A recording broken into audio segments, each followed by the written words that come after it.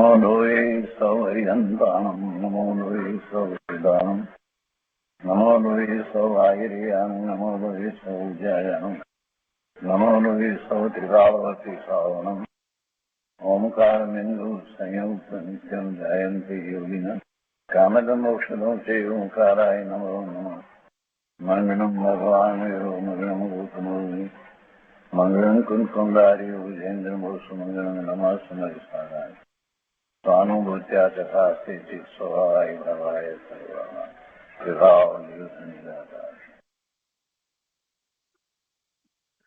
નેમિચંદ્ર સિદ્ધાંતિ દેવ રચિત બૃહદ દ્રવ્ય સંગ્રહ અને પૂજ્ય બ્રહ્મદેવજી રચિત બૃહદ દ્રવ્ય સંગ્રહની ટીકા એનો સ્વાધ્યાય ચાલે છે. એમાં આપણે 12 ગાથા સુધી સ્વાધ્યાય પૂરો કર્યો છે. હવે આજે 13મી ગાથાથી આગળ સ્વાધ્યાય લઈએ છીએ. અહીંયા ઉપોદઘાતમાં એમ કહે છે કે જીવના બીજા ભેદ, જેમ કે જીવ સમાસની વાત કરવામાં આવી, 14 જીવ સમાસની વાત કરી, એ અપેક્ષાથી ભેદ કયા જીવના. હવે આગળ બીજા ભેદ છે એમ કરી અને આગળ આપણને માર્ગળા અને ગુણસ્થાનની વાત પણ કરે છે. એટલે એમ લખ્યું કે જીવના બીજા ભેદ. તો 13મી ગાથા. માર્ગળા ગુણસ્થાનૈ ચતુર્દશમી ભવંતિ તથા અશુદ્ધ નયાત વિજ્ઞેયા સંસારીણ સર્વે શુદ્ધા ખલુ શુદ્ધ નયાત. ગાથાના અન્વયાર્થમાં કહે છે કે તથા સંસારીણ તથા સંસારી જીવ અશુદ્ધ નયાત માર્ગણા ગુણસ્થાનૈ. અશુદ્ધ નયથી માર્ગણા સ્થાન અને ગુણ સ્થાનની અપેક્ષાથી ચતુર્દશમી હિ ભવંતી, 14 પ્રકારના હોય છે. શુદ્ધ નયાત સર્વે ખલુ શુદ્ધ વિજ્ઞેયા. શુદ્ધ નિશ્ચય નયથી બધા સંસારી જીવ ખરેખર શુદ્ધ જાણવા. શું કહે છે?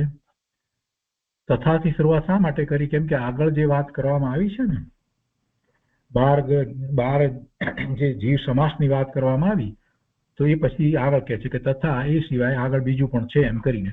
તથા સંસારી જીવ અશુદ્ધ નયથી મારણા સ્થાન અને ગુણ સ્થાનની અપેક્ષાથી 14 પ્રકારના હોય છે.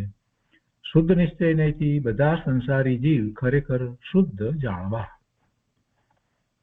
જે કંઈ છે એ બધું નય અપેક્ષાએ છે. મૂળ વાત તો એ છે કે ભગવાન આત્મા તો ત્રિકાળ શુદ્ધ જ છે અને એમાં બીજી કોઈ વાત છે જ નહીં. તો અહીંયા ભાવાર્થમાં કહે છે, પહેલું ભૂમિકા.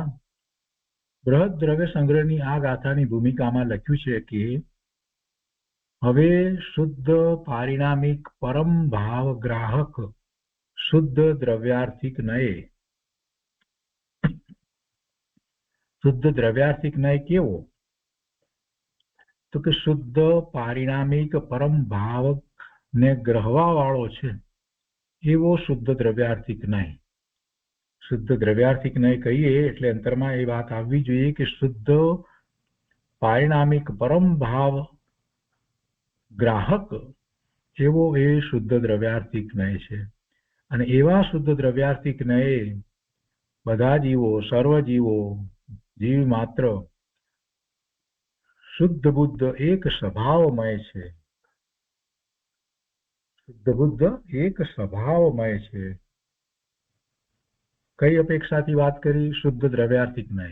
અને કેવો શુદ્ધ દ્રવ્યાર્થિક નય છે? તો કે શુદ્ધ પારિણામિક પરમ ભાવ ગ્રાહક એવા શુદ્ધ દ્રવ્યાર્થિક નય સર્વ જીવો શુદ્ધ બુદ્ધ એક સ્વભાવમય છે. પણ હવે કહે છે કે પશ્ચાત, પછી એ પહેલી વાત જે છે મુખ્ય છે એમ છે છતાં પણ પશ્ચાત કરીને કહે છે કે પશ્ચાત પછી અશુદ્ધ નયે 14 માર્ગણા સ્થાન તથા 14 ગુણ સ્થાન સહિત હોય છે. અશુદ્ધ નયે 14 માર્ગણા સ્થાન તથા 14 ગુણ સ્થાન સહિત હોય છે એવું કથન કરે છે.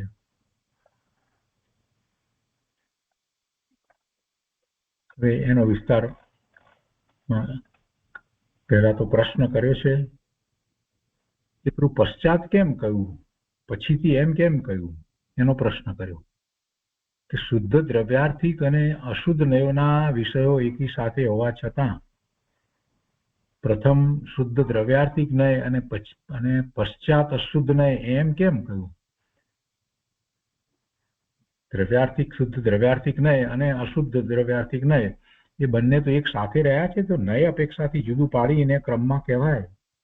એટલે ક્રમમાં કહ્યું, બે એક સાથે તો કહી શકાય નહીં, તો ક્રમમાં જ કહેવું પડે ને.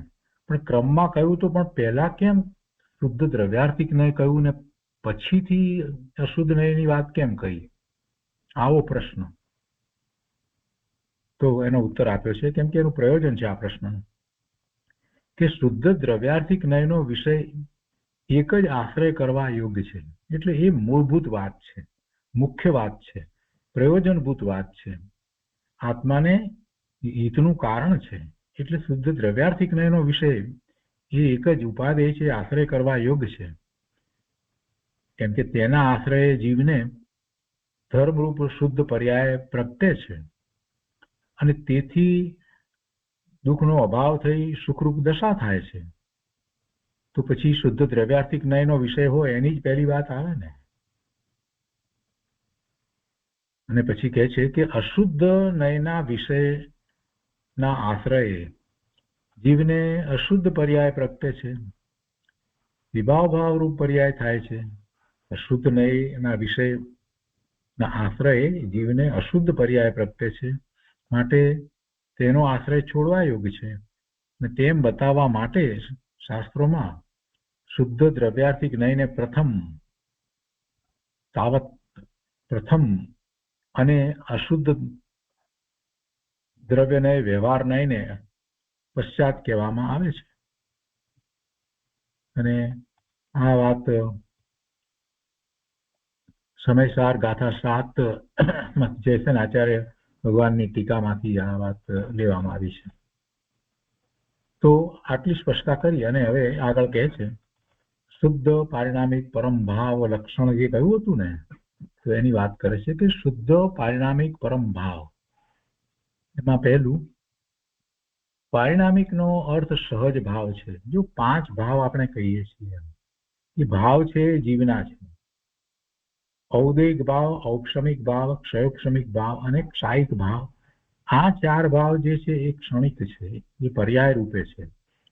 અને એક પાંચમો સતત ત્રિકાળ રહેતો ભાવ જે છે એ શુદ્ધ પારિણામિક ભાવ છે. એ પારિણામિક ભાવ જે છે એ દ્રવ્ય ભાવ છે. પેલા જે 4 છે એ પર્યાય ભાવ છે. તો અહીંયા એની વાત કરે છે કે પારિણામિકનો અર્થ સહજ સ્વભાવ છે.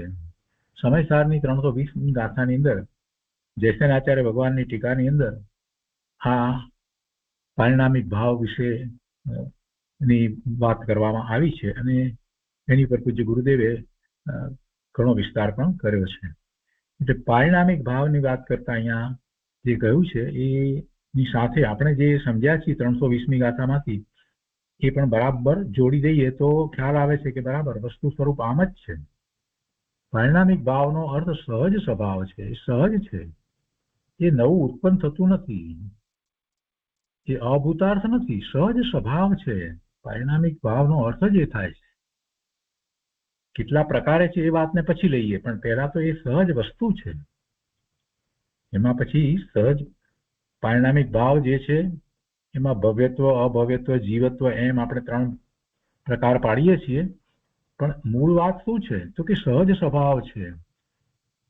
એ કોઈના કારણે છે એમ નથી કે ભવ્યત્વ કોઈના કારણે છે કે અભવ્યત્વ કોઈના કારણે છે, ક્ષણિક છે કે બદલાય છે, એવી વાત નથી. અને જીવત્વ છે તો એ પણ કોઈના કારણે છે, એવી વાત નથી. તો એ પારિણામિકનો અર્થ સહજ સ્વભાવ છે. આટલી વાતનો જરાક વિચાર કરીએ છીએ તો ખ્યાલ આવે છે કે આ મારું સ્વરૂપ જે અનાદિનું ત્રિકાળ જે એવું ને એવું રહ્યું છે એ ભાવ તો પારિણામિક ભાવ છે, એ સહજ સ્વભાવ છે. એટલે એ અપેક્ષાથી વિચાર કરીએ છીએ તો બીજા દ્રવ્યોને પણ પારિણામિક ભાવ તો કહેવામાં આવે છે. પણ જયારે જીવ દ્રવ્યની વાત ચાલતી હોય ત્યારે તો એમ કહેવાય તે પરમ ભાવ કહેવાય. શુદ્ધ પારિણામિક ભાવ પરમ ભાવ એમ કહેવાય. તો પારિણામિક નો અર્થ થાય છે સહજ સ્વભાવ.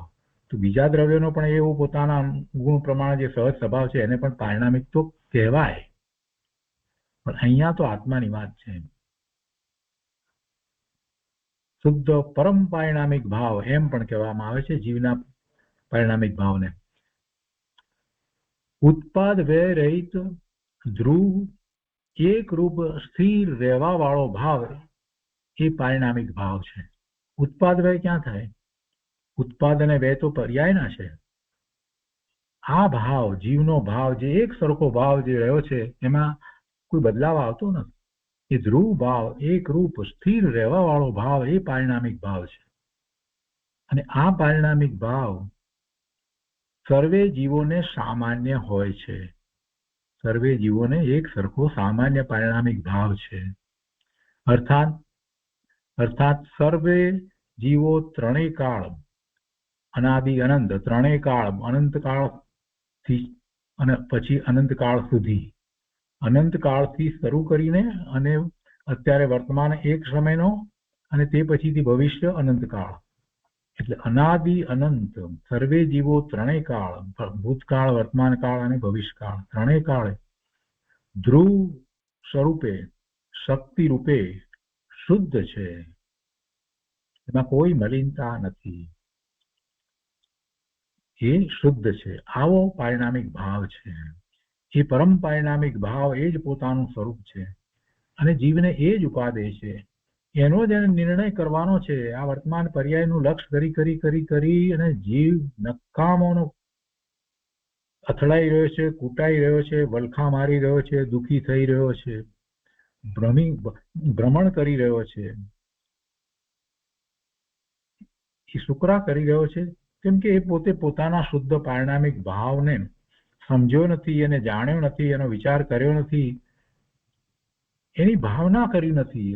ઓહો, આ હું આવો શુદ્ધ પરમ પારિણામિક ભાવ જે ક્યારેય નષ્ટ ન થાય એવો હું અનંત અનાદિ નિત્ય અવિનાશી ચીજ છું, ધ્રુવપણે છું, એમાં કોઈ ઉત્પાદ વ્યય થતા જ નથી એવો અનંત ગુણ, અનંત શક્તિનું ધામ છું, એવો પારિણામિક ભાવ. એ પારિણામિક ભાવ જે વસ્તુ જે છે, કેમ કે જીવ હોય અને એને ભાવ ન હોય એવું તો ક્યાંથી બને? ભાવ હોય ને. આપણે દરેક વખતે કહીએ છીએ જીવ માત્ર ને ભાવ છે.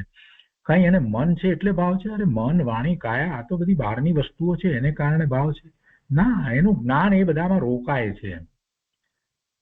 ઇન્દ્રિયો, મન, વાણી એ બધા સાથે એનો જ્ઞાનનો પરિચય છે, પણ કઈ એનાથી એનું જ્ઞાન છે એવી તો કોઈ વાત નથી.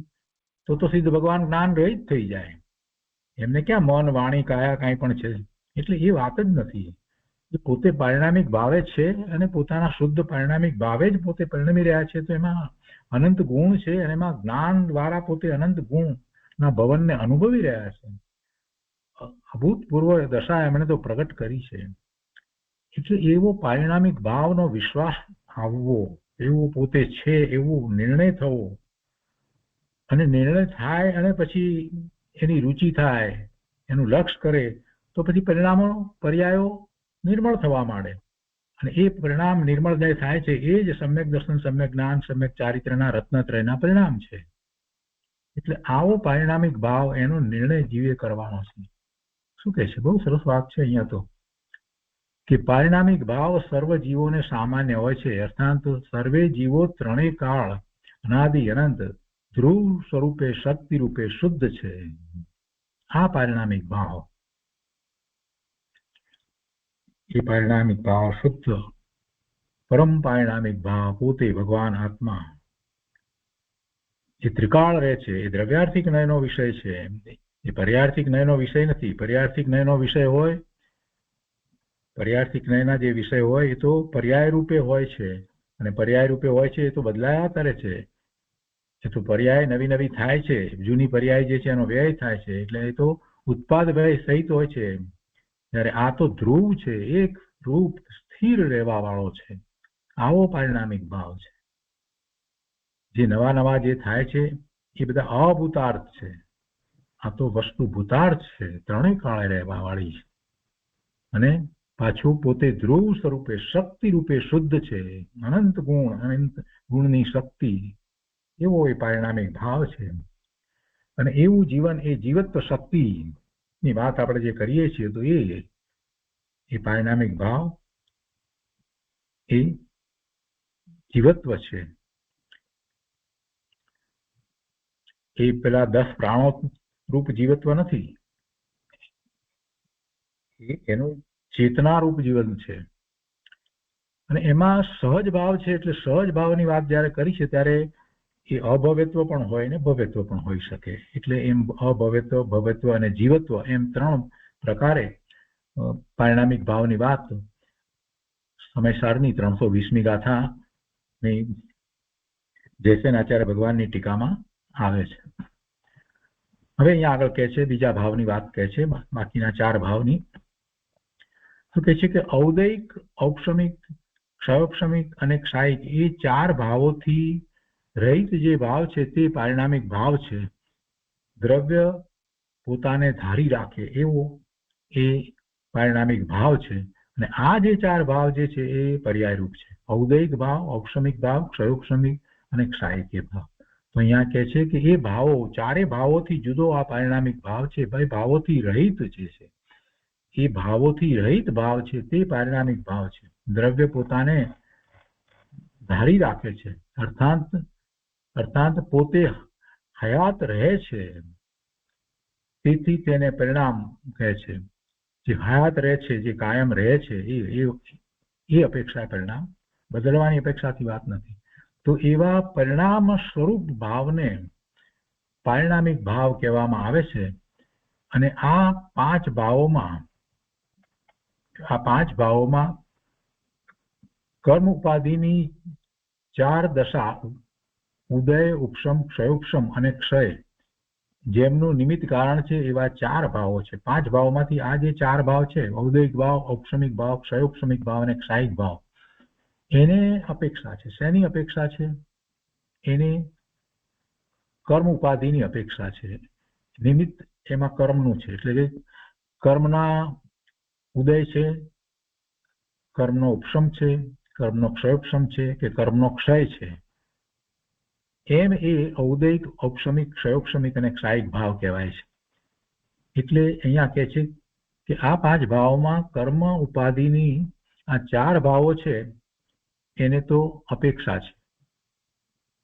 એટલે એ પણ નિમિત્ત તરીકે અપેક્ષા છે. વાસ્તવમાં તો ભાવ તો જીવના છે.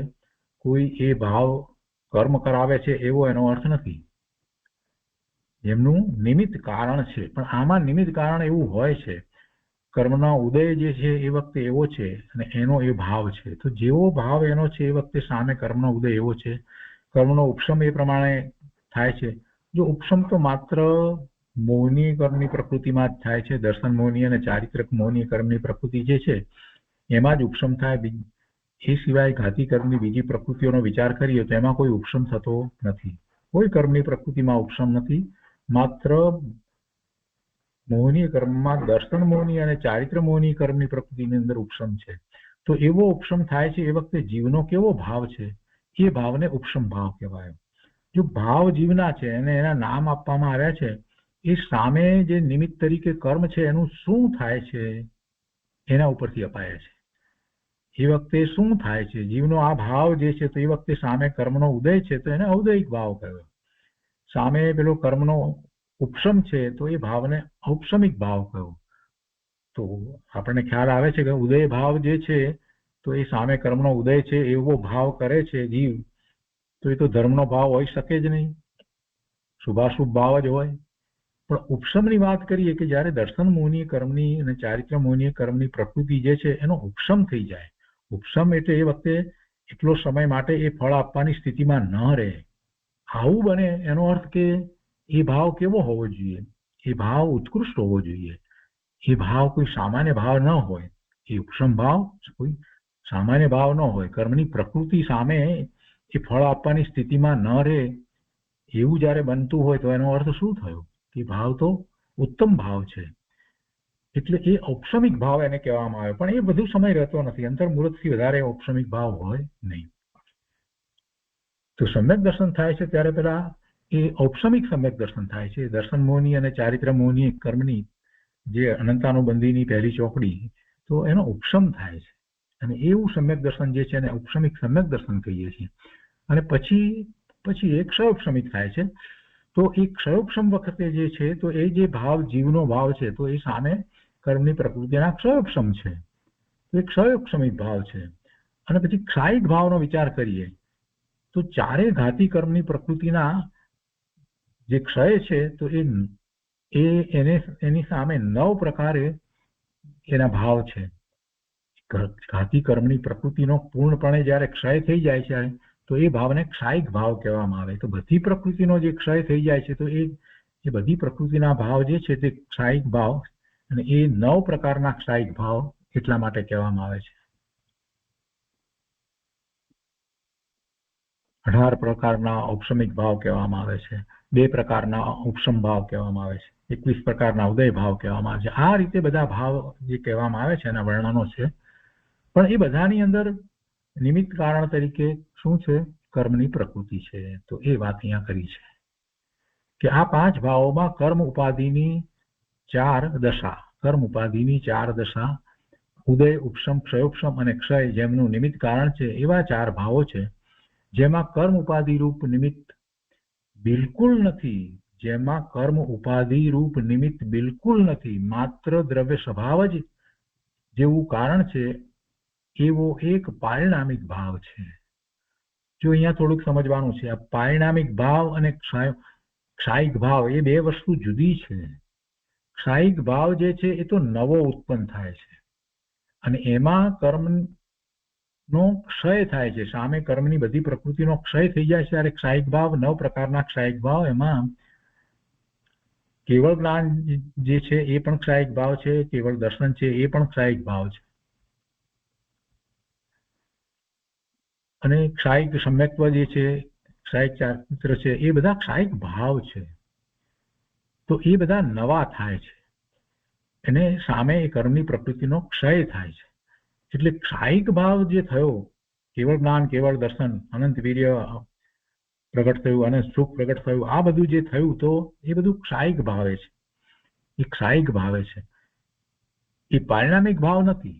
પારિણામિક ભાવ તો ત્રણેય કાળે એક સરખો છે. જ્યારે એને એ કેવળ જ્ઞાન પ્રગટ નહોતું કર્યું ત્યારે એનો પારિણામિક ભાવ તો એવો ને એવો જ હતો. જ્યારે એને સમ્યક્ત્વ પ્રગટ નહોતું કર્યું ત્યારે પણ એનો પારિણામિક ભાવ તો એવો ને એવો જ રહ્યો છે. એ તો દ્રવ્ય છે, એ તો એવો ને એવો એક સરખો જ રહે છે. તો એના આશ્રય આ બધા ભાવ જે છે, જે ધર્મના ભાવ જે છે, કયા ભાવ છે ધર્મના? ઉપશમ, ક્ષયોપશમ અને ક્ષય. તો ઔપસમિક, ક્ષયોપશમિક અને ક્ષાયિક ભાવ, એ 3 પ્રકારના ભાવ જે થાય છે, એ પારિણામિક ભાવના આશ્રય થાય છે.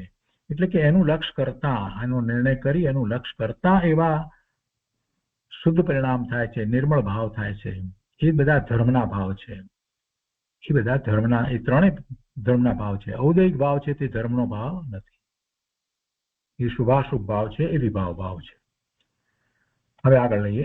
અહીંયા કહે છે બીજું કે એ ભાવ ત્રિકાળ શુદ્ધ અને પરમ છે, તેથી તેને શુદ્ધ પારિણામિક પરમ ભાવ કહેવામાં આવે છે. 3 કાળે છે, શુદ્ધ છે અને પરમ છે, તેથી તેને શુદ્ધ પારિણામિક પરમ ભાવ કહેવામાં આવે છે. કેમ કે તેના આશ્રય જીવને શુદ્ધ પર્યાય પ્રગટે છે.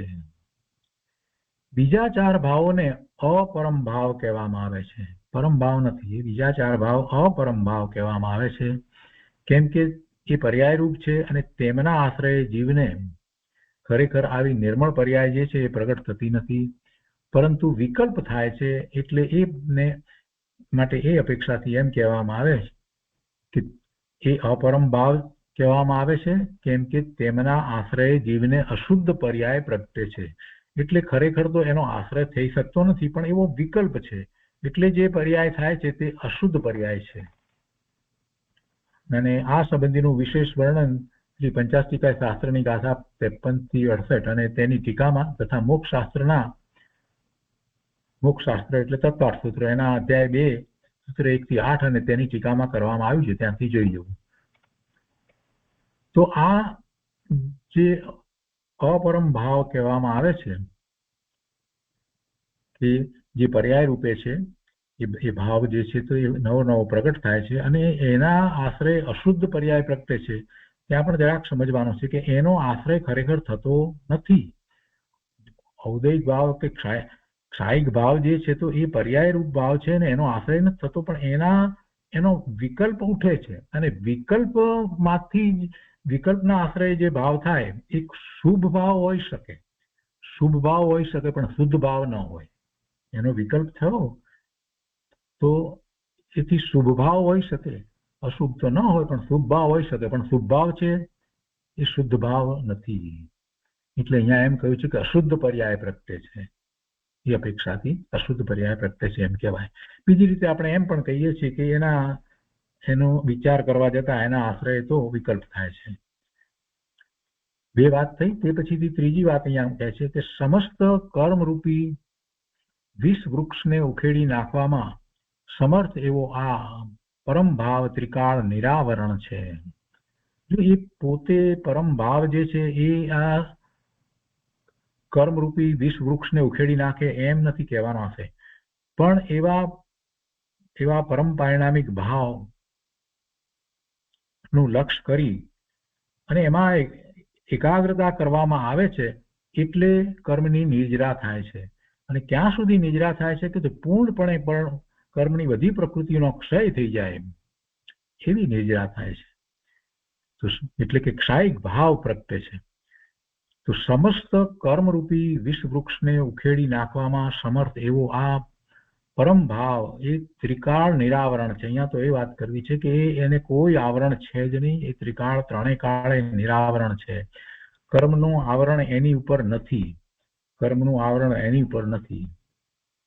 તો પછી કોની ઉપર કર્મનું આવરણ છે, ક્યાં છે કર્મનું આવરણ, કોને ઢાંકે છે વગેરેનો વિચાર કરીએ તો ખ્યાલ આવે છે કે વસ્તુ ત્રિકાળ શુદ્ધ રહી છે અને જે કર્મ જે છે એને આવરણ કહીએ છીએ તો એમાં તો જીવની શક્તિ જે છે એ આવરાય છે, એમાં એ માત્ર નિમિત્ત કારણ થાય છે. ખરેખર જીવ જે છે એ પોતાના શુદ્ધ ભાવે નથી થતો, પોતાનું પૂરું સામર્થ્ય પ્રગટ નથી કરી શકતો, એટલે એ કર્મની પ્રકૃતિને નિમિત્ત તરીકે આવરણ કહેવામાં આવે છે. પણ એ વખતે પણ એનું ત્રિકાળી શુદ્ધ સ્વરૂપ જેને પરમ પારિણામિક ભાવ ધ્રુવ કહીએ છીએ એ તો એવું ને એવું જ છે. એટલે એની ઉપર કોઈ આવરણ આવી ગયું છે એવી વાત નથી. વ્યવહારથી બધી વાત સમજાવવા માટે કહેવામાં આવે, પણ વસ્તુ ત્રિકાળ આવરણ વિનાની છે. પરમ ભાવ ત્રિકાળ નિરાવરણ પરમ પારિણામિક ભાવ પોતે ભગવાન આત્મા ધ્રુવ છે અને એનું લક્ષ્ય કરતા એને આ ત્રણ પ્રકારના ધર્મના ભાવ થાય છે. ઔપસમિક, ક્ષયોપસમિક અને ક્ષાયિક ભાવ થાય છે. હવે એ વાત પૂરી થઈ પછી આગળ અહીંયા કહે છે કે સર્વે સુદાહુ શુદ્ધણયા શુદ્ધ નયે સર્વે જીવ ખરેખર શુદ્ધ છે. એ વાત કરવામાં આવી ને, શુદ્ધ નયથી સર્વે જીવ શુદ્ધ છે. અશુદ્ધ નયથી આ માર્ગણા સ્થાન જે છે કે ગુણસ્થાન છે એની વાત કરવામાં આવી અને એ જ રીતે પેલા જીવ સમાસની વાત કરવામાં આવી. પણ શુદ્ધ નયથી તો સર્વે જીવ ખરેખર શુદ્ધ છે, ખરેખર શુદ્ધ છે. શુદ્ધ નયનો અર્થ અહીંયા દ્રવ્યાર્થિક નય થાય છે અને એ દ્રષ્ટિએ જોતા સર્વે જીવો શુદ્ધ જ્ઞાયક સ્વભાવના ધારક છે. સર્વે જીવ, બધા જીવો શુદ્ધ જ્ઞાયક સ્વભાવના ધરનારા છે. બધો જ શુદ્ધ જ્ઞાયક સ્વભાવ અને શુદ્ધ દર્શનનો સ્વભાવ અને શુદ્ધ વીર્યનો સ્વભાવ બધો શુદ્ધ જ છે, બધું પરિપૂર્ણ છે. એના ધરનારા દરેક જીવ છે. પૂર્ણ શુદ્ધ અનંત ગુણને ધરનાર દરેક જીવ છે, એનો ધારક છે. અહીંયા જ્ઞાનની મુખ્યતાથી વાત કરવી છે એટલે એમ કે છે કે એ દ્રષ્ટિએ જોતા સર્વે જીવો શુદ્ધ જ્ઞાયક સ્વભાવના ધારક છે. જ્ઞાનની મુખ્યતાથી વાત કરી છે.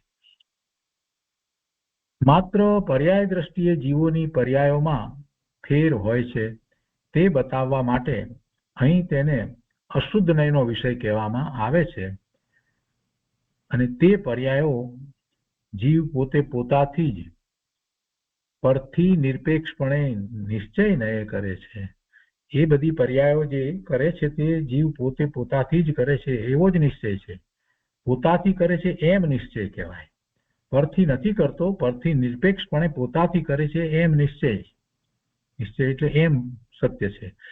પછી એમાં પોતાથી કરે છે એમાં વ્યવહારની વાત કરીએ તો કોઈને કારણે કરે છે એ નિમિત્તના કારણો આપવામાં આવે, પણ એ અશુદ્ધ જે ભાવે જે થાય છે તો એ પોતે પોતાથી નિરપેક્ષપણે જ થાય છે, એને પરની અપેક્ષા નથી. પણ છતાંય જેવા ભાવ થાય છે એ પ્રમાણે સામે નિમિત્ત હોય છે, એટલે એ નિમિત્તનું જ્ઞાન કરાવવા માટે એમ કહેવામાં આવે છે કે ગુરુ દ્વારા જ્ઞાન થયું, શાસ્ત્ર દ્વારા જ્ઞાન થયું એમ કહેવામાં આવે. તો અહીંયા કહે છે કે અહીં તેને અશુદ્ધ નયનો વિષય કહેવામાં આવે છે, અને તે પર્યાયો જીવના પોતે પોતાથી જ પરથી નિરપેક્ષપણે નિશ્ચય નય કરે છે. એટલે આ જે 12 મારણા સ્થાન ને 12 ગુણ સ્થાનની જે છે એ બધી પર્યાયો જીવ પોતે પોતાથી નિશ્ચય કરે છે, પણ વ્યવહારથી એમ કહેવાય કે એ માટેના નિમિત્ત કારણો હોય છે. કર્મનું નિમિત્ત હોવા છતાં કર્મ તે કરાવતું નથી. એ નિશ્ચયથી તો પોતે જીવ એવા પોતાના પરિણામ કરે છે, એવી પર્યાય કરે છે. તેથી પરથી તેનું ભેદ જ્ઞાન કરાવવા માટે પોતાથી જ કરે છે, પરને કારણે નથી થતું, એટલા માટે એને અશુદ્ધ નય કહેવામાં આવે છે. અને શુદ્ધ નયની અપેક્ષાએ અશુદ્ધ નયમાં પણ એ વ્યવહાર નય છે એમ સમજવું. પેલું શુદ્ધ નયથી જે જીવનું સ્વરૂપ કહ્યું એ પરમ પારિણામિક ભાવની ને બધી વાત કરી, દ્રવ્યાર્થિક નયના વિષયભૂત વાત કરી, તો એની સાથે જયારે સરખાવીએ છીએ તો આ બધો જે છે એ બધા ભાવ બીજા એ બધો એ અપેક્ષા એ વ્યવહાર છે એમ કહેવાય. પણ અહીંયા અશુદ્ધ નય કહેવામાં આવ્યો, એની પાછળનું આ રહસ્ય બતાવવામાં આવ્યું કે એ ભાવ જે છે એ ઔદયિક ભાવ હોય, ઉપશમિક ભાવ હોય, ક્ષયોપશમિક ભાવ હોય, ક્ષાયિક ભાવ, જે ચારે ચાર ભાવ એ જે કરે છે તો એની પોતાની પર્યાયમાં પોતે જ કરે છે, સ્વતંત્રપણે કરે છે, કોઈ એને કરાવતું નથી, એને કોઈની એમાં પરાધીનતા નથી, પરની અપેક્ષા નથી, એટલે એને અશુદ્ધ નય કહ્યો છે. એટલે એને અશુદ્ધ નય કહેવામાં આવ્યો છે. વ્યવહાર નય ન કહેતા એને શુદ્ધ નહીં પરંતુ અશુદ્ધ નય કહેવામાં આવ્યો છે. એટલે એમાં પરથી તેનું ભેદ જ્ઞાન કરાવવા માટે અશુદ્ધ નય કહેવામાં આવે છે. એટલે પરની અપેક્ષા વિના જ એ પોતે પોતાથી કરે છે, એટલે પરથી જુદું છે. એ પરથી એ ભાવ પોતે જુદા છે. ભલે ઔદયિક ભાવ હોય, ઔપશમિક ભાવ હોય કે ક્ષયોપશમિક કે ક્ષાયિક ભાવ હોય, પણ એ ભાવ ઔદયિક ભાવ હોય તો પણ એ ભાવ પરથી જુદો છે, એ જીવનો ભાવ છે. એટલે અહીંયા એને માટે અશુદ્ધ નયથી વાત કરવામાં આવી. પણ બીજી રીતે વિચાર કરીએ, જયારે શુદ્ધ નયની અપેક્ષાથી વિચાર કરીએ તો એ બધા ભાવ એક અપેક્ષાએ એમ કહેવાય કે વ્યવહાર નય છે એમ સમજ્યું. તો આ કારણે શ્રી સમયસારની 56મી ગાથામાં માર્ગણા સ્થાન, ગુણસ્થાન આદિ ભાવોને વ્યવહાર નયનો વિષય કહેવામાં આવ્યો છે. હવે આ 14 માર્ગણા સ્થાન અને 14 ગુણ સ્થાન, એમાં પહેલા માર્ગણા સ્થાનની વાત લે છે.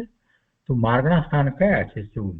પહેલા માર્ગણાની અહીંયા વ્યાખ્યા કરી દીધી છે. માર્ગણા સ્થાન એટલે શું? જે ધર્મ વિશેષોથી જીવોનું અન્વેષણ એટલે શોધ કરવામાં આવે, ધર્મ વિશેષો, ગુણ અને ધર્મ આપણે જે કહીએ છીએ તેમાં ધર્મ જે છે એનો સામો પ્રતિપક્ષી હોય, એક, અનેક, નિત્ય, અનિત્ય, આ બધા ધર્મ કહેવાય. અને જ્ઞાન, દર્શન, શ્રદ્ધા આ બધા ગુણ કહેવાય. ગુણનું પરિણમન હોય એની પર્યાય હોય, ધર્મ હોય એની પર્યાય ન હોય, એટલે એને પ્રતિપક્ષી હોય. તો એને શું હોય પ્રતિપક્ષી? એક હોય તો સામો, અનેક એ પ્રતિપક્ષી, નિત્ય તો અનિત્ય. એવી રીતે જીવને ગુણો અને ધર્મો છે. અનંત ગુણ અને અનંત ધર્મ સહિત જીવનું સ્વરૂપ છે, તો એ ધર્મ કહેવાય. તો કહે છે કે જે ધર્મ વિશેષોથી જીવોનું અન્વેષણ, શોધ કરવામાં આવે, ધર્મ દ્વારા આ જીવ છે એવી રીતે નક્કી કરવામાં આવે, તો કે છે જે ધર્મ વિશેષોથી જીવોનું અન્વેષણ એટલે કે શોધ કરવામાં આવે તે ધર્મ વિશેષોને માર્ગણા કહેવામાં આવે છે. માર્ગણા એટલે બીજું કાંઈ નથી, એ ધર્મ વિશેષો છે જે ધર્મ દ્વારા આપણને જીવ ખ્યાલમાં આવે છે. એ ધર્મ દ્વારા આપણને જીવ ખ્યાલમાં આવે છે. આ ધર્મ એટલે જીવના ધર્મની વાત છે. જીવમાં ગુણ અને ધર્મ બંને હોય છે, તો એમાં જે ધર્મ જે છે એ એવા ધર્મ કે જે દ્વારા આપણને જીવનો ખ્યાલ આવે એને માર્ગણા કહેવામાં આવે. એ ધર્મ વિશેષોને માર્ગણા કહેવામાં આવે છે. અને એમાં એ 14 સ્થાનો છે, 14 ભેદ છે, અને એના નામ આ રીતે છે. ગતિ, પહેલું ગતિ. બીજું ઇન્દ્રિય. ત્રીજું કાય. ચોથું યોગ. પાંચમું વેદ. છઠ્ઠું કષાય. સાતમું જ્ઞાન. આઠમું સંયમ. નવમું દર્શન. 10મું લેસ્યા. 11મું ભવ્યત્વ. 12મું સમ્યક્ત્વ. 13મું સંજ્ઞિત્વ અને 14મું આહારત્વ. એવા 14 માર્ગણા સ્થાન છે. પછી એના વિશે એનો વિસ્તાર બધો પછી પાછળથી આવે છે, આપણે પછીથી જોઈએ છીએ માર્ગણા સ્થાનનો. તો આ બધા ભગવાન પરમાત્માને, નિજ ત્રિકાળ શુદ્ધ આત્માને શુદ્ધ નિશ્ચય નયના બળે નથી, પણ અશુદ્ધ નય છે. એ અશુદ્ધ નયથી છે, શુદ્ધ નયના બળે નથી. એ આપણે અત્યારે વાત સમજી દીધી છે. એ પછીથી ગુણ સ્થાનની વાત કરે છે. તો કહે છે કે મોહ અને યોગના સદભાવથી કે અભાવથી, મોહ અને યોગનો સદભાવ અથવા યોગનો અભાવ, મોહ અને યોગના, મોહનો પણ સદભાવ કે અભાવ અને યોગનો પણ સદભાવ કે અભાવ, એનાથી જીવના શ્રદ્ધા, ચારિત્ર, યોગ આદિ ગુણોની તારતમ્યતારૂપ અવસ્થા વિશેષોને ગુણ સ્થાન કહે છે. અને તેના પણ 14 ભેદો છે. આ 14 ભેદો ભગવાન પરમાત્માને શુદ્ધ નિશ્ચય નયના બળે નથી. આ 14 ભેદો પણ શુદ્ધ નિશ્ચય નયના બળે નથી, પણ અશુદ્ધ નય છે, એમ ગાથાનો અર્થ સમજવો. એ વાત આપણે સમજ્યા. અશુદ્ધ નયથી જ આ માર્ગણા સ્થાન અને ગુણ સ્થાન છે. વસ્તુ તો ત્રિકાળ શુદ્ધ છે, એટલે શુદ્ધ નિશ્ચય નય તો એ પોતે પારિણામિક ભાવે જ છે. એ દ્રવ્યાર્થિક નયના વિષયભૂત આપણે જે કહીએ છીએ એ જ મૂળ વસ્તુ છે. તો આનું તાત્પર્ય તો કે જીવ તો પરમાર્થે ચૈતન્ય શક્તિ માત્ર છે. તે અવિનાશી હોવાથી શુદ્ધ પારિણામિક ભાવ કહેવાય છે. અને તે ભાવ, શુદ્ધ પારિણામિક ભાવ, એ ધ્યેય છે, ધ્યાન કરવા યોગ્ય છે. પણ તે ધ્યાન રૂપ નથી. ધ્યાન રૂપ કેમ નથી? કેમ કે એ પર્યાય નથી, એ ક્રિયા રૂપે નથી, એ ક્રિયા નથી, એ ધ્યેય છે. એ ધ્યાન કરવા યોગ્ય છે, એમાં એકાગ્રતા કરવામાં આવે, જેનું લક્ષ્ય કરવામાં આવે એ છે. એ ધ્યાન રૂપ નથી. કેમ કે ધ્યાન પર્યાય છે, અને ધ્યાનની પર્યાય જે છે એ તો વિનસ્વર છે. કઈ એક કાયમ એક સરખી ધ્યાનની પર્યાય રહેતી નથી, એટલે ધ્યાન પર્યાય વિનસ્વર છે. અને શુદ્ધ પારિણામિક ભાવ દ્રવ્ય રૂપ છે. શુદ્ધ પારિણામિક ભાવ તો દ્રવ્ય રૂપ છે, તેથી તે અવિનાશી છે. માટે તે જ આશ્રય કરવા યોગ્ય છે, એમ સમજવું. આ ગાથાનું તાત્પર્ય આ છે. એમાં પેલા 12 માર્ગણા સ્થાન ને 12 ગુણ સ્થાન એની વાત જે કરવામાં આવી છે એને આપણે સમજવાની છે, પણ મૂળ તાત્પર્ય જે છે એ આ છે. એવી જ રીતે જયારે 14 જીવ સમાસની વાત કરવામાં આવી ત્યારે પણ એમાં એ શરીરની અપેક્ષાથી આખી બધી વાત હતી, એ આપણે સમજ્યા. પણ એમાં પણ તાત્પર્ય તો શું હતું કે એ શરીર રૂપે આત્મા નથી. એ બધા વખતે આત્મા તો જેવો છે તેવો, જેવડો છે તેવો, એવો ને એવો જ રહે છે. એ જ તાત્પર્ય હતું. પણ સાથે ને સાથે આ શાસ્ત્રની અંદર નેમિચંદ સિદ્ધાંતિક દેવે એવી સરસ રચના કરી છે કે આપણને બીજું પણ ભણાવતા જાય છે, બીજું પણ શીખવાડતા જાય છે. આપણને 14 જીવ સમાસની વાત કરી, હવે અત્યારે આ જ રીતે 14 માર્ગણા સ્થાન અને 14 ગુણસ્થાનની વાત પણ શીખવાડે છે. અને સાથે ને સાથે એ પણ શીખવાડતા જાય છે કે શુદ્ધ નિશ્ચય નહીંથી તું આ બધાથી જુદો ભગવાન આત્મા ત્રિકાળ છો. એ દરેક વાત સાથે ને સાથે કહેતા જાય છે. એટલે આ શાસ્ત્ર એ અપેક્ષાથી અદ્ભુત શાસ્ત્ર છે, બહુ સરસ શાસ્ત્ર છે. તો અહીંયા આ સામાન્ય અર્થ આપણે 13મી ગાથાનો કર્યો. હવે એમાં જે મારણા સ્થાનના નામ આવ્યા અને ગુણસ્થાનના નામ આવ્યા એનો સામાન્ય પરિચય આપણે અત્યારે અહીંયા આમાંથી જ લઈ લઈએ અને ત્યાર પછીથી બૃહદ દ્રવ્ય સંગ્રહમાંથી જે ટીકા છે પૂજ્ય બ્રહ્મદેવજીની ટીકા એનો વિસ્તાર આપણે લઈશું. તો અહીંયા જે રીતે અર્થ લીધો છે સામાન્ય સમજણ આપી છે એ આપણે અહીંયા લઈએ છીએ.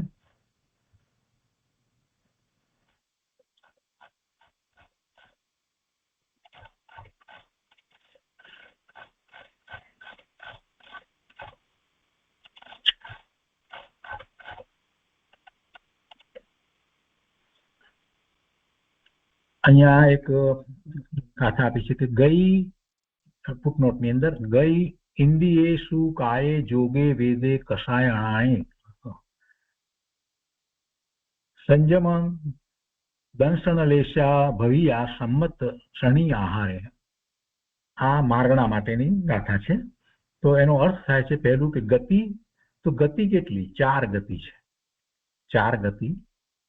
આ પહેલી મારણા ગતિ મારણા, તો એમાં 4 ગતિ છે. બીજું ઇન્દ્રિય, તો 5 ઇન્દ્રિય છે. 5 ઇન્દ્રિય છે.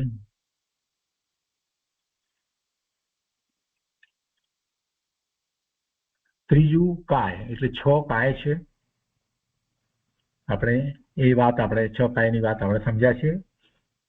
ચોથું છે યોગ, તો 3 પ્રકારના યોગ છે મનવાણી કાયાના.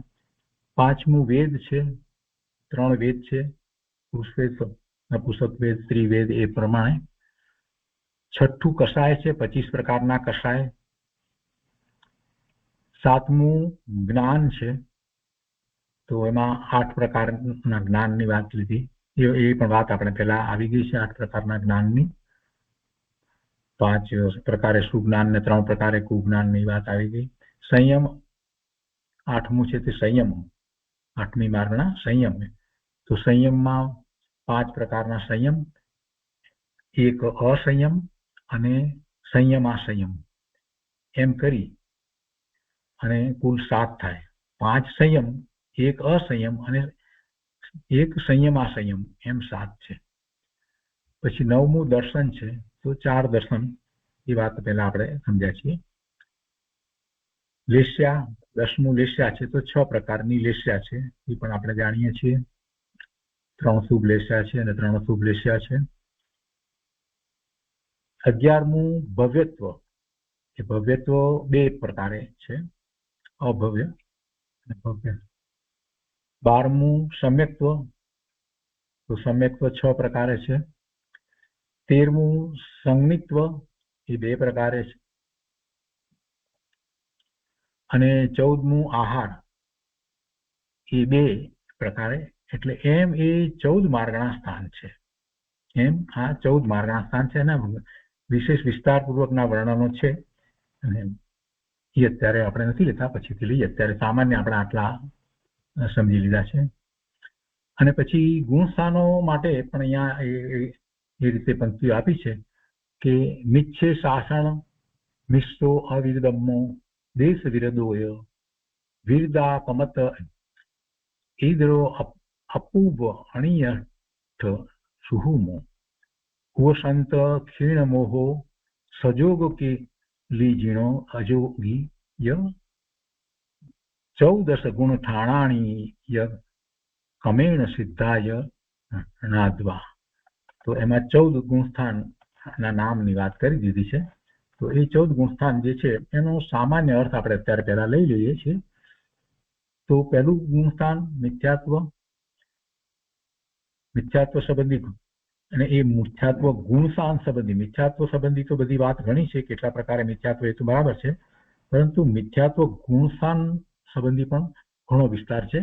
અને એ બધો આપણે અત્યારે નથી લેતા, પણ સામાન્ય એટલું સમજવું જોઈએ કે સાચા દેવ શાસ્ત્ર ગુરુ અને જીવાદી તત્વોમાં વિપરીત માન્યતા, સ્વ પરના એકત્વની શ્રદ્ધા, અતત્વ શ્રદ્ધા એ મિથ્યાત્વ. સાચા ગુરુ, દેવ ગુરુ શાસ્ત્ર એને માટે ખોટી માન્યતા હોય, જીવાદી તત્વો એને માટે પણ વિપરીત માન્યતા હોય, અને સ્વ પરના એકત્વની એને શ્રદ્ધા હોય, એ અતત્વ શ્રદ્ધા, એ બધું જે છે તે મિથ્યાત્વ છે, એ મિથ્યાત્વ છે. બીજું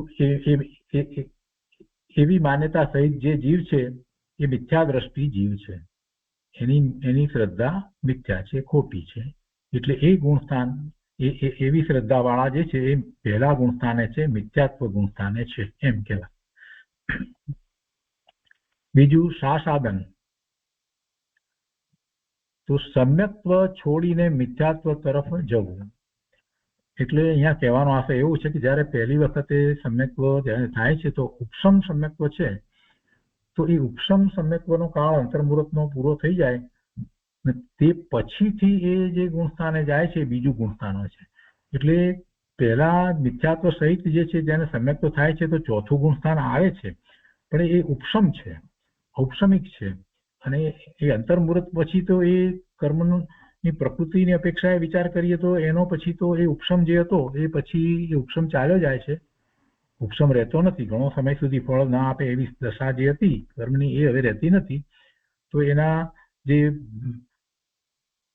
સર્વઘાતી નિષેકો અને દેશઘાતી નિષેકો ને એ બધા જે છે તેમાંથી એ ફરી પાછા ઉદયમાં આવે અને ફળ આપે. તો એ ઉપસમ જે છે ચાલ્યું ગયું, તો એ સમ્યક્ત્વ એ રીતે ગયું. એટલે એ રીતે અહીંયા કહ્યું છે કે સમ્યક્ત્વ છોડી અને પછી મિથ્યાત્વ તરફ જવું, પેલાના ઉદય શરૂ થઈ જાય, દર્શન મોહનીયના અને ચારિત્ર મોહનીયના ઉદય એ શરૂ થઈ જાય. પણ એમાં એવું થાય કે બીજા ગુણસ્થાને આવી અને ફરી પાછું સમ્યક્ત્વ પ્રગટ કરી લે છે. એવો એ અર્થ નથી કે બીજા ગુણસ્થાને આવ્યો, સાસાદન ગુણસ્થાને આવ્યો એટલે પછી એ પડે જ મિથ્યાત્વમાં ચાલ્યો જાય, એમ દરેકને માટે હોતું નથી, કોઈકને માટે એવું થાય. એટલે એ અપેક્ષાથી આમ લખ્યું છે કે સમ્યક્ત્વ છોડી અને મિથ્યાત્વ તરફ જવું. પણ આ ગુણસ્થાન એવું છે, સાસાદન ગુણસ્થાન એવું છે કે એમાં સમ્યક્ત્વનો સ્વાદ ચાખ્યો છે, સમ્યક્ત્વનો સ્વાદ ચાખ્યો છે. અને એના ગુણસ્થાન તરીકે વર્ણનની અંદર બીજી બધી ઘણી બધી વાત આવે છે કે શું હોય ને શું ન હોય, કેટલો સમય, બધું. તો એની અત્યારે વાત આપણે નથી લેતા. એ પછી ત્રીજું ગુણસ્થાન છે તે મિશ્ર ગુણ છે. તો એમાં સમ્યક્ત્વ અને મિથ્યાત્વના એકી સાથે પરિણામોનું થવું એ મિશ્ર ગુણસ્થાન છે.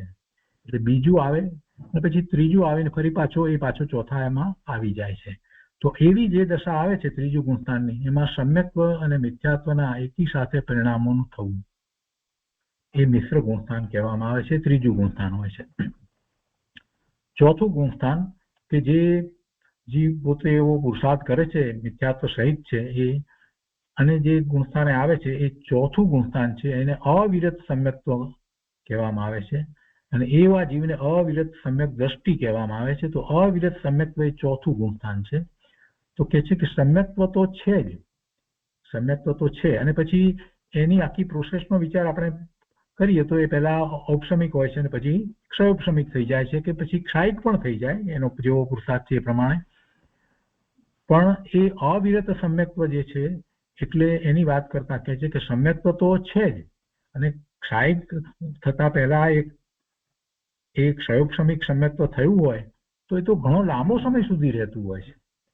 અને છતાં પણ એ લાંબો સમય રહે છતાં પણ એને ચારિત્રનો પુરુષાર્થ હજી એટલો ઉપડ્યો ન હોય એવી દશા હોય છે. એટલા માટે એનું વર્ણન અહીંયા લેવામાં આવે છે કે સમ્યક્ત્વ તો છે જ, પણ નબળાઈવશ, પોતાના પુરુષાર્થની નબળાઈવશ કોઈ પ્રકારના નિશ્ચય વ્રત અને ચારિત્ર ધારણ ન કરે. નિશ્ચયથી એ પ્રતિજ્ઞાપૂર્વક એ 12 વ્રત ને એ પ્રકારે ચારિત્ર એ ધારણ ન કરે, એટલા માટે એને અવિરત કહેવામાં આવ્યું, અવિરતિ કહેવામાં આવે છે. સમ્યક્ત્વ તો છે જ, તો પછી એને કઈ રીતનું સમ્યક્ત્વ હોય? તો ગુરુદેવે એની બહુ સ્પષ્ટતા કરી છે કે સ્વરૂપાચરણ ચારિત્ર હોય છે. બીજી રીતે ચારિત્ર એને નથી, પણ સ્વરૂપાચરણ ચારિત્ર હોય છે. એટલે જ્યારે પોતે પોતાના સ્વરૂપમાં એકાગ્રતા કરે છે એટલો સમય જે છે એ તો એને ચારિત્ર છે જ ને, એટલે સ્વરૂપાચરણ ચારિત્ર કહેવાય. અને એટલું જ નહીં, પરંતુ સ્વાનુભૂતિ કરી છે, અનુભૂતિ કરી છે, એટલે હવે એ પોતે કોણ છે એનો નિર્ણય થઈ ગયો છે અને પરમાં એને સુખની બુદ્ધિ ટળી ગઈ છે. આ બધું હોય છે. એટલે એ એવા ભલે એને વ્રતો અંગીકાર ન કર્યા હોય તો પણ એ એવા હિંસા આદિ માં એ પ્રવર્તતો નથી, એને હિંસા અસત્ય આ બધું હોતું નથી. ભલે એને અંગીકાર ન કરાય વ્રત તો પણ, એટલે કંઈ અસત્ય બોલતો નથી, ચોરી પણ કરતો નથી અને એ હિંસા પણ કરતો નથી. એટલે કેટલાક પ્રકારે એને ચારિત્ર હોય છે, ભલે પ્રતિજ્ઞા નથી કરી. તો એવી એ અવિરત સમ્યક દ્રષ્ટિની દશા હોય છે. પછી પાંચમું છે દેશ સંયત અથવા તો દેશ વિરત. તો એમાં સમ્યક્ત્વ સહિત છે અને એને એક દેશ નિશ્ચય ચારિત્રનું પાળવું છે. એક દેશ એટલે અંશે નિશ્ચય ચારિત્રનું પાળવું છે, એટલે પ્રતિજ્ઞાપૂર્વક. એટલે એ 12 વ્રતધારી શ્રાવક હોય છે, અથવા તો દિગંબર પ્રમાણે કહીએ તો 11 પ્રતિમાધારી શ્રાવક હોય છે. એમાં બીજી પ્રતિમાની અંદર એ બધી વ્રતની પણ વાત આવી જાય છે. પહેલી પ્રતિમા દર્શન પ્રતિમા છે, એ બધી 11 પ્રતિમાધારી એ શ્રાવક થાય છે અને એ પ્રતિજ્ઞાપૂર્વક છે. સમ્યક દ્રષ્ટિ છે એને એવી પ્રતિજ્ઞાઓ છે અને એ ગુણસ્થાનને આપણે પાંચમું ગુણસ્થાન કહીએ છીએ. તો પાંચમું દેશ સંયત અથવા તો દેશ વિરતિ છે. એટલે ચોથાથી આગળ વધી અને બધામાં એ સમ્યક દ્રષ્ટિ છે એની જ વાત આવે છે અને એની પછી ચારિત્ર અપેક્ષાએ જે દશાઓ જે છે એની વાત કરવામાં આવી છે.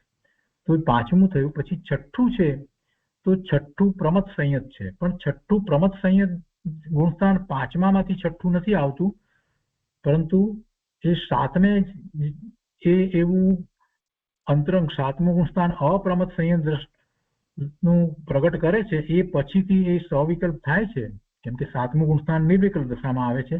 તો એ પછીથી એ સવિકલ્પ થાય છે, તો ત્યારે એને એ જે ગુણસ્થાન છે તે પ્રમથ સંયત ગુણસ્થાન છે. હવે પ્રમથ કયું? પ્રમથ એટલે એનો એક અર્થ થાય છે પ્રમાદ. તો અહીંયા પ્રમાદ ક્યાં થયો? પાંચમામાં જે વાત કરી એમાંથી હવે એ પ્રમાદમાં ચાલ્યો ગયો એવું તો હોય જ નહીં ને, એના કરતા ઉત્કૃષ્ટ છે. તો અહીંયા સમજાવવાનું એ રીતે છે કે એ નિર્વિકલ્પ ધ્યાનમાં હતો તો પોતાના સ્વરૂપમાં જ હતો.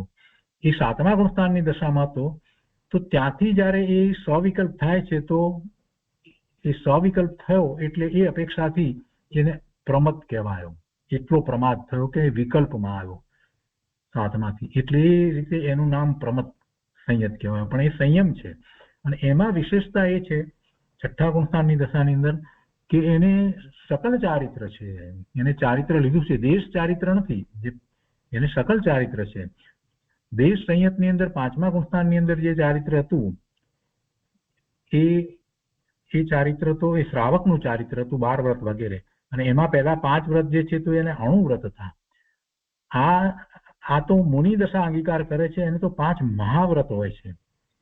અને એવું ચારિત્ર લીધું છે જેણે, અને દિગંબર પ્રમાણે આપણે જે કહીએ છીએ કે 28 મૂળ ગુણ સહિત ચોખ્ખું દ્રવ્યલિંગ જે છે, એવો મુનિ જે છે એને જ એવું અપ્રમથ સાતમું ગુણસ્થાન આવે, એ સિવાય સાતમું ગુણસ્થાન આવી શકે નહીં. ભલે એવું ચારિત્ર લીધું હોય, સાતમું ના આવ્યું હોય, પણ એ હોવું જરૂરી છે. એ ન હોય તો સાતમું આવે જ નહીં, એ વાત પણ સાથે હોય છે.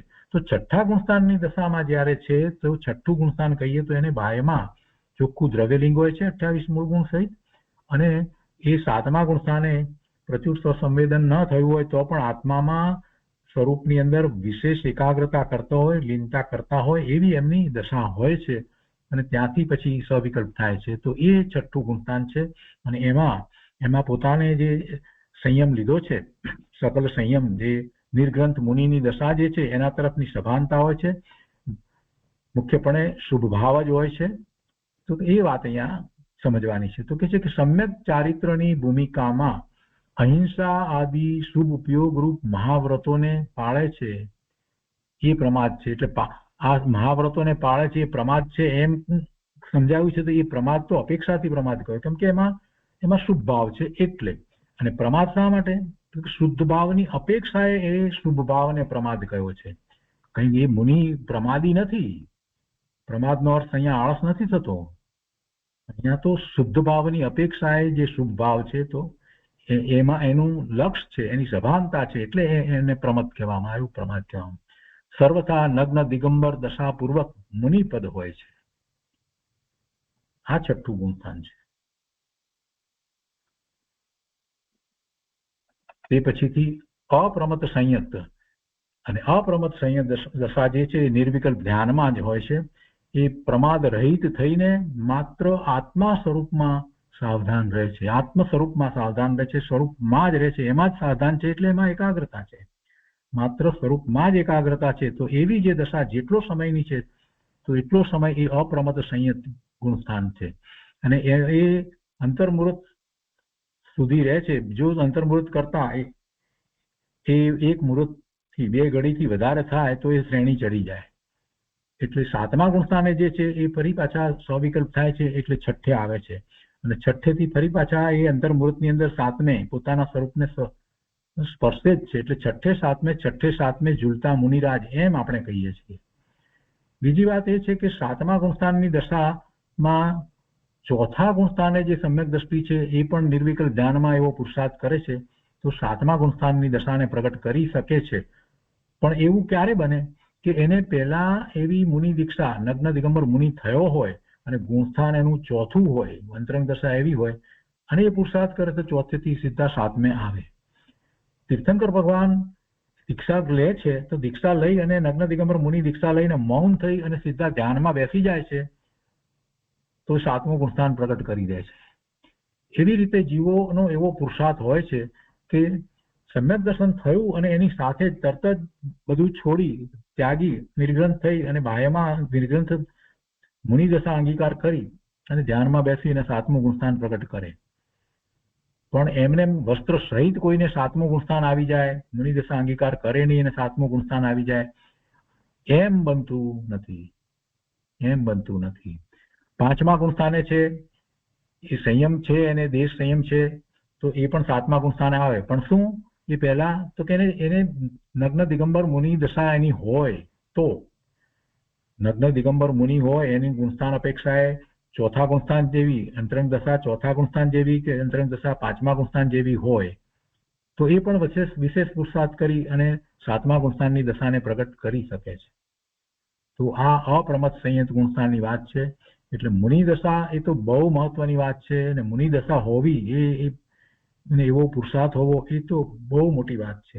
અને એમાં પણ જે અંતરંગ દશા જેની એવી ભલે 4થા ગુણસ્થાનની હોય, મુનિ દશા હોય અને 4થા ગુણસ્થાનની હોય તો એ પણ 7મા ગુણસ્થાનની દશાને પ્રગટ કરી શકે છે, કરી લેવાનો છે મોટે ભાગે તેમ કહેવાય. કેટલીક વખત તો એવું હોય કે સમ્યક તો સન્મુખ થયા હોય ને દીક્ષા લે અને એવા મહાપુરુષ પાસે એવી દીક્ષા લીધી હોય તો એમની નિશ્રામાં રહેતા એ ધ્યાનમાં એ સમ્યક તો પ્રગટ કરી લે અને એથી આગળ વધી અને ગુણસ્થાન અપેક્ષાએ અંતરંગ દશા 7મા સુધી પહોંચી જાય.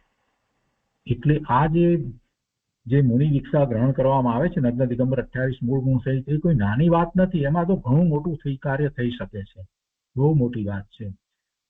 અને 7મા ગુણસ્થાનની દશા આવ્યા વિના કોઈ શ્રેણી ચડી શકતું પણ નથી. એટલે એવા મુનિને કોટી કોટી વંદન હો.